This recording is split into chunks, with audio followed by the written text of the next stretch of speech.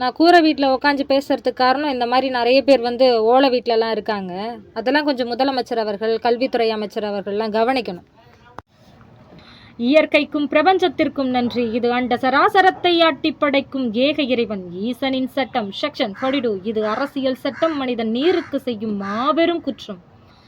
உன் தாயின் கருவறையில் பிறந்தது ஒரு நீரில்தானே. நீ இறந்த பின் உன் பிணச் சாம்பலை கரைப்பதும் அந்த கடல் நீரில்தானே. நீ உண்ணும் உணவுப் பொருட்களை உற்பத்தி செய்து தருவதோடு தானும் ஒரு உணவாக இருந்து வருவது அந்த நீர்தானே. நீர் ஒரு மிகப்பெரிய உணர்வாளன் என்பதை மறந்து அதை ஜடப்பொருள் என்று நினைத்து கொண்டது ஒரு சில மனித மிருகம்தானே. நீ நீரை வணங்க மறந்தாய், நீ நீரை நேசிக்க மறந்தாய், நீ நீருக்கு நன்றியும் மறந்தாய். நீ நீருக்கு நன்றி மறந்தாலோ, நீ நீரை உதாசீனப்படுத்தினாலோ அந்த நீரே உனக்கு தண்டனை கொடுக்கும் கர்ம வினையாக. நீருக்கு உயிர் இருக்கு. நீர் மிகப்பெரிய உணர்வாளன். நீரை நேசிக்கணும், நீரை வணங்கணும். இப்போ வந்து மகாவிஷ்ணு அவர்கள் கர்ம வினையை பற்றி பேசினாரோ, ஒவ்வொரு வினைக்கும் எதிர்வினை உண்டு, அதுதான் கர்ம வினை. தெளிவாதையும் நல்லா தெரிஞ்சுக்க. ஒவ்வொரு வீடியோவிலும் அதை அழுத்தம் திருத்தமாக சொல்லிக்கிட்டே இருப்பேன். எப்போ வந்து கர்ம வினையை பற்றி நீங்கள் பேசக்கூடாதுன்னு சொன்னீங்களோ அப்போவே வந்து கர்ம வினையை பற்றி அதிகமாக பேசணுன்ற ஒரு ஞானம் வந்துச்சு எனக்கு. இப்போ வந்து இயற்கை எல்லாருமே மறந்துட்டீங்க. மரங்கள் அதிகமாக வெட்டப்படுது. பட்டாம்பூச்சியோட இனம் அழியுது. பட்டாம்பூச்சியோட இனம் அழிஞ்சா 12 வருஷம் கழித்து சுனாமியே வருமாமே, குருமித்திரை சிவன் அவர்கள் சொன்னாங்க. அதே மாதிரி பட்டாம்பூச்சி இனம் அழியுது. வண்டுகள், தேனீக்கள், பட்டாம்பூச்சியெல்லாம் அழிஞ்சிச்சுன்னா மகரந்த சேர்க்கை ஏற்படாது. அப்படின்னா என்ன ஆகும்? ஒரு தக்காளி செடியோ ஒரு வெண்டைக்காய் செடியோ ஒரு எல்லாமே பூக்கும், காய்க்காது. கத்திரிக்காய், வெண்டைக்காய்லாம் வேணும்னா என்ன பண்ணணும்? பட்டாம்பூச்சியோட இனம் வேணும் இல்லையா? தேனீக்களோட இனம் அழியுது இல்லையா? அதெல்லாம் வேணும் இல்லையா? அதை பற்றின புரிதல் வேணும். எந்த உயிர் வந்து இயற்கைக்கு ஆதரவு தெரிவிக்குதோ அந்த உயிருக்கு தானே ஓட்டு போடணும். அதுதானே தர்மம். பணத்துக்கு சப்போர்ட் பண்ணுங்க, அது பிரச்சனை கிடையாது. பணம் வந்து அத்தியாவசிய தேவைக்கு ரொம்ப முக்கியம், நான் இல்லைன்னு சொல்ல. அதுக்காக இயற்கையை அழிச்சிட்டு பணத்துக்கு சப்போர்ட் பண்ணுவீங்களா? யோசிச்சு பாருங்க. இயற்கை தாய் நம்மளுக்கு எவ்வளோ கொடுக்குறா, கேட்காமே கொடுக்குறா இல்லை? காய்கறியிலேருந்து, அரிசியிலேருந்து, மூச்சு காற்றுலேருந்து, நீர்லேருந்து எல்லாத்தையுமே வந்து நம்ம இயற்கை தாய்கிட்ட தானே பிச்சை எடுத்து வாங்குறோம். இயற்கை தாய்க்கு எப்படி நன்றி மறந்தீங்க? இயற்கை தாய் முக்கியம் இல்லையா? இயற்கைக்காக ஒரு மனுஷன் கஷ்டப்படணுமா? வேர்வை தண்ணி ஊற்ற சொல் செயலில் இறங்கி, சாக்கடையாக இருந்தாலும் இறங்கி சுத்தம் செய்கிறாரு சீமான் அவர்கள். அவர் பின்னாடி இயற்கைக்காக சப்போர்ட் பண்ணி அவர் பின்னாடி போனால் தப்பு கிடையாது. எல்லாருமே பணத்துக்கு சப்போர்ட் பண்ணுற மனிதருக்கே ஓட்டு போட்டிங்கன்னா இயற்கை தாய் எங்கே போவா? இயற்கை தாய் நல்லா வச்சுப்பாளா அவங்கள? ஒவ்வொரு வினைக்கும் எதிர்வினை உண்டு. அதுதான் சுனாமி. பட்டாம்பூச்சியோட இனம் அழிஞ்சிச்சுன்னா இன்னொரு 5-6 வருஷம் கழிச்சு சுனாமி வரும். அதை பற்றிலாம் யோசிக்க மாட்டீங்கல்ல? அதை பற்றி சுத்தமாக யோசிக்க மாட்டீங்க. எல்லாமே 42 தான் வருது. இப்போ நீரை பற்றியும் அடியில் 42 தான் வைப்போம் பாருங்கள், பயங்கரமாக இருக்கும். அதுவும் ஏரி கிடையாது, மரங்கள் வெட்டுறாங்க, அதை பற்றிலாம் புரிதல் இல்லை. ஒரு வீடியோ மகாவிஷ்ணுவை பற்றி வந்துச்சு. ஐயோ, ஸ்டாலினை கிண்டல் பண்ணோன்னா, சீமானை கிண்டல் பண்ணோன்னா, மகாவிஷ்ணு அவர்களை கிண்டல் பண்ணோன்னா ஜாலியாக போட்டுருவீங்களே கண்டென்ட்டுக்காக. கலாய்கிட்டோம். யார் ஃபேமிலி எப்படி நாசமாக போனால் நமக்கு என்ன?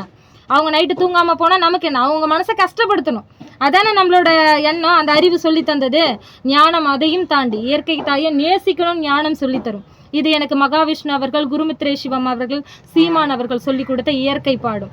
சரியா? ஞானம் வந்து அதையும் தாண்டி ஞான பாடத்தை உள்வாங்கணும். சரிங்களா? யாரையும் கிண்டல் பண்ணக்கூடாது, யாரையும் கலாய்க்கக்கூடாது, யாரையும் அசிங்கப்படுத்தக்கூடாது. நீங்கள் கிண்டல் பண்ணுறதாலையும் நீங்கள் கலாய்க்கிறதாலையும் ஒரு நபர் அன்னைக்கு நைட்டு ஃபுல்லாக தூங்காமல் இருப்பாங்க, கஷ்டப்படுவாங்கன்றதை பற்றி யோசிக்கணும். நம்ம ஒருத்தவங்களை கிண்டல் பண்ணுறோன்னா கிண்டல் பண்ணுறவங்களே சிரிக்கணும். அதுதான் ஆகச்சிறந்த காமெடி.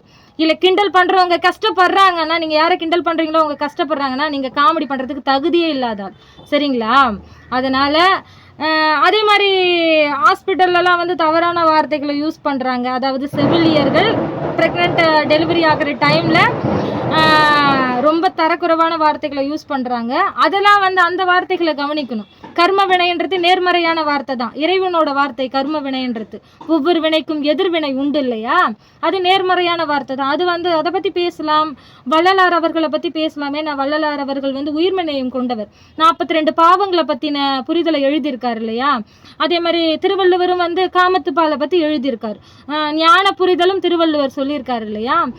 இதெல்லாம் வந்து நேர்மறையானது தான். இதெல்லாம் வந்து குழந்தைங்க கிட்ட பேசலாம். ஞான பாடம்லாம் குழந்தைங்களுக்கு முக்கியமான பாடமாக வரணும். முக்கியமான பாடமாக கண்டிப்பாக வந்து தான் ஆகணும். சரிங்களா?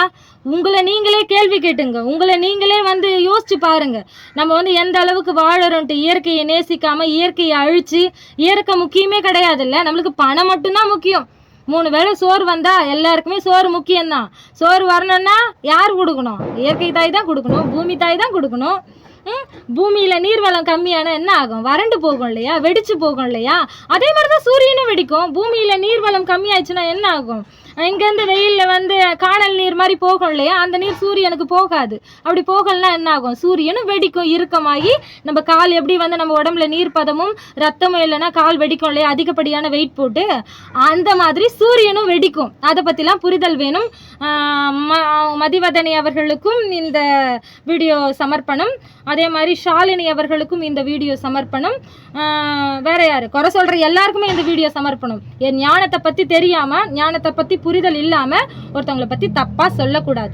நீரை வணங்கணும், நீரை நேசிக்கணும், இயற்கையை ஆதரிக்கிற ஒவ்வொரு மனுஷனையும் நேசிக்கணும், இயற்கையை ஆதரிக்கிற ஒவ்வொரு மனுஷனுக்கும் ஓட்டு போடணும். அதுதான் தர்மம், அதுதான் நியாயம். திணிக்கல, இயற்கையை நேசிக்கிறாருல, பணத்தையும் தாண்டி இயற்கை தாய் முக்கியன்றாங்கல்ல, அவங்களுக்கு தான் ஓட்டு விழணும். வேற யாருக்குமே ஓட்டு விழக்கூடாதுன்னு சொல்லலை. விழுந்தா அது தர்மம் கிடையாதுன்னு சொல்கிறேன், சரிங்களா? விழுந்தா அது தர்மம் கிடையாது. இயற்கை தான் முக்கியம், இயற்கையை தான் நேசிக்கணும். இயற்கையை நேசிச்சே ஆகணும். இல்லைன்னா மூச்சு காத்தா சுவாசிக்காதீங்க, நீரை குடிக்காதீங்க, சாப்பாடு தின்னாதீங்க, இயற்கை தாய் கொடுக்குற எதையுமே வாங்கிக்காதீங்க, சரிங்களா? இயற்கை முக்கியம், இயற்கையை நேசிக்கிற ஒவ்வொரு மனிதனுக்கும் தான் ஓட்டு விழணும், தர்மமாக விழணும். அடுத்த தலைமுறை நல்லா இருக்கணும், நம்ம குழந்தைங்க நல்லா இருக்கணும், நம்ம பேரம்பேத்தி நல்லா இருக்கணும்.